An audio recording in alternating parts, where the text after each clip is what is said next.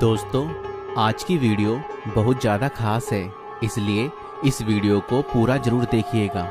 हम सभी लोगों ने कथा या कहानियों में स्वर्ग और नरक के बारे में जरूर पढ़ा है या अपने बड़े बुजुर्गों से स्वर्ग और नरक के बारे में सुना होगा। बहुत से लोग मानते हैं कि स्वर्ग या नरक जैसी कोई जगह नहीं होती। स्वर्ग और नरक इस धरती पर ही है। मगर दोस्तों, यकीन मानिए, अगर ऐसा होता तो कोई भी व्यक्ति मृत्यु को ना देखता, यानी कि मनुष्य की मृत्यु नहीं होती। वास्तविकता में स्वर्ग और नरक हमारे कर्मों का परिणाम है। बहुत से लोग मानते हैं कि हमने अच्छे कर्म किए हैं और हम तो स्वर्ग में ही जाएंगे। हर एक कुकर्म करने वाला व्यक्ति भी अपने मन में यही सोचता है कि मैंने कोई भी बुरे काम नहीं किए, इसलिए मैं तो स्वर्ग में ही जाऊंगा। अगर एक बुरा जीवन जीने वाला व्यक्ति, कुकर्म करने वाला व्यक्ति ऐसा सोचता है कि मैंने कोई गलत काम नहीं किया, तो इसका मतलब यह है कि वह अपनी दृष्टि में सही है, इसलिए वह गलत काम करता आया या गलत काम करता है। अगर उसको इस बात का अंदाजा होता कि कुकर्म करना या गलत काम करना सही नहीं है, तो वह यह काम कभी ना करता। इसका मतलब यह है, हर एक व्यक्ति अपनी दृष्टि में वही काम करता है जो उसको सही लगता है, चाहे फिर ईश्वर का नजरिया उन कामों के प्रति गलत हो या उन कामों की गिनती पाप में आती हो।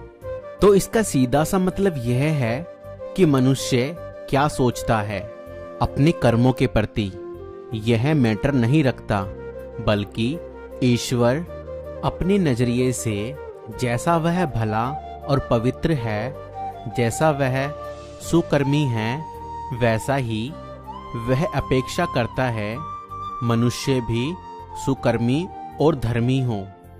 दोस्तों, बाइबल बताती है कि परमेश्वर ने स्वर्ग में से मनुष्यों पर दृष्टि की कि देखे कि कोई बुद्धिमान, कोई परमेश्वर का खोजी है या नहीं।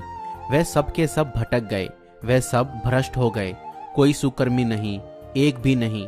अगर कोई भी सुकर्मी नहीं, तो फिर किसका उद्धार हो सकता है? कौन व्यक्ति स्वर्ग जा सकता है? दोस्तों, बाइबल बताती है कि हर एक व्यक्ति पापी है।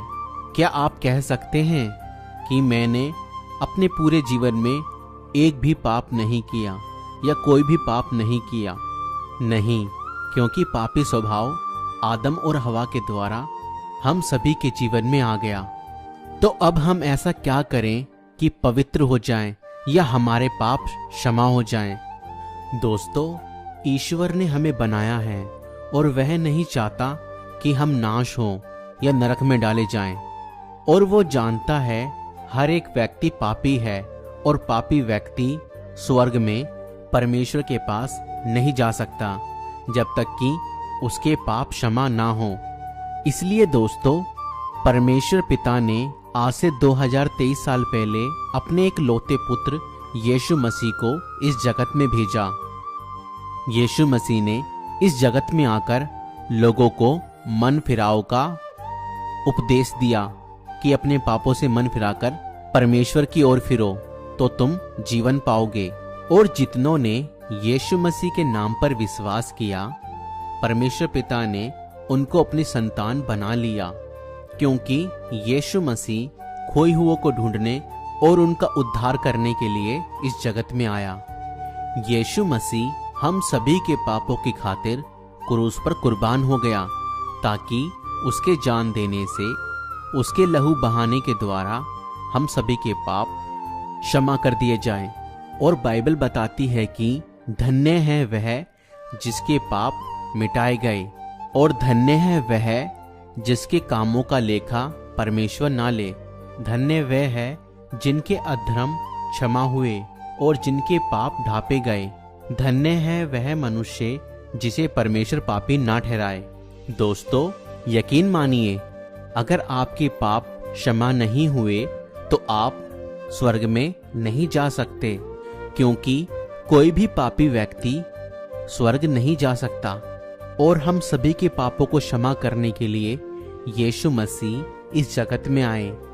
अगर आज हम विश्वास करते हैं कि यीशु मसीह मेरे लिए ही इस जगत में आया और मारा गया और गाड़ा गया और तीसरे दिन मुर्दों में से जी उठा, अगर आप उसे अपने हृदय में अपना प्रभु मुक्तिदाता ग्रहण करते हैं तो परमेश्वर पिता आपको अपनी संतान बनाते हैं और आपके पापों को मिटा देते हैं और क्षमा कर देते हैं, क्योंकि पिता परमेश्वर ने आप लोगों के पापों की खातिर ही यीशु मसीह को क्रूस पर मरने के लिए भेज दिया, ताकि जो कोई यीशु मसीह के नाम पर विश्वास करे, यीशु का लहू जो उसने मरकर क्रूस पर बहाया, आपके यीशु पर विश्वास करने के द्वारा आपके पापों के ऊपर आ जाए, ताकि जब भी परमेश्वर आपकी ओर दृष्टि करे उसे अपने निर्दोष लोते पुत्र का लहू नजर आए, क्योंकि यीशु के लहू के द्वारा आपके अपराध और पाप मिटाए जाते हैं। अगर आप चाहते हैं कि मेरे भी पाप क्षमा हो जाएं, तो आप मेरे साथ साथ यह प्रार्थना कर सकते हैं। कहें, प्रभु यीशु, मैं विश्वास करता हूँ कि आज से 2023 साल पहले आप मेरे ही अपराधों के कारण इस दुनिया में आए, आप मेरे लिए ही मारे गए और दफनाए गए और तीसरे दिन मुर्दों में से जी उठे। मैं आपको अपने जीवन में अपना प्रभु मुक्तिदाता ग्रहण करता हूँ। आप मेरे जीवन में आएं और मेरे सभी अधर्म पाप को क्षमा करें और मुझे अपनी संतान बनाएं और मुझे अनंत जीवन दें। आमीन। और यह प्रार्थना करने के बाद आप भी परमेश्वर के संतान बन जाएंगे और अब तक के आपके सभी अधर्म और पाप क्षमा कर दिए जाएंगे और आपका नाम जीवन की पुस्तक में लिख दिया जाएगा। ध्यान दें, प्रभु यीशु मसीह आपके जीवन को बदलते हैं, आपके धर्म या जात को नहीं। परमेश्वर पिता आप सभी को आशीष दे। दोस्तों, आप यह वीडियो कौन सी जगह से देख रहे हैं, कृपया करके हमें कमेंट करके जरूर बताएं।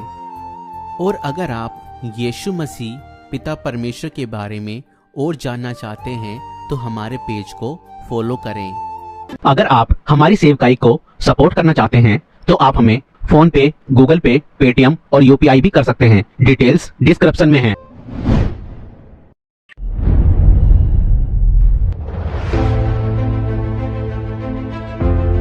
तो दोस्तों, हमारी वीडियो को लाइक करें और हमारे चैनल को सब्सक्राइब करें। Thank you.